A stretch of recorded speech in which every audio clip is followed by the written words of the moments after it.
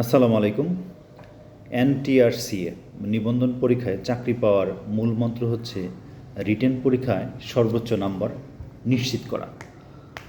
আমি 18তম নিবন্ধন পরীক্ষার নিয়োগ বিজ্ঞপ্তি একটু দেখি। ওখানে চাহিদা ছিল স্কুল কলেজে ছিল হচ্ছে 46,211 জন, মাদ্রাসায় ছিল 53,501 জন এবং কারিগরি বা ব্যবস্থাপনা প্রতিষ্ঠানগুলোতে ছিল 1100।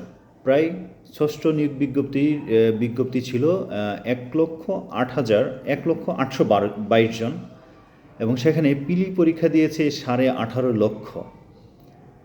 সেখান থেকে পাশ করেছে মাত্র 4,79,981 জন এবং সেখান থেকে রিটেন পরীক্ষায় পাশ করেছে মাত্র 60,521 জন।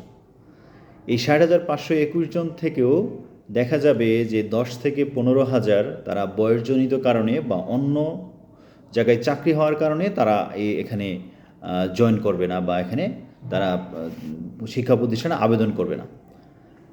এখন লিখিত পরীক্ষায় সর্বোচ্চ নাম্বার পাওয়ার জন্য আপনাকে যেটা করতে হবে, সিলেবাস অনুযায়ী প্রশ্নের ধরন ও তথ্যভিত্তিক কৌশলী উত্তর করার সিস্টেমটা আপনাকে জানতে হবে। এখানে বাজারে খুব ভালো গাইড বই আপনাকে অনুসরণ করতে হবে এবং অবশ্যই মূল বই তো পড়তেই হবে। অনেকেই এই যে লিখিত পরীক্ষাটাকে নিজস্ব পঠিত সাবজেক্ট মনে করে গুরুত্ব কম দেয়।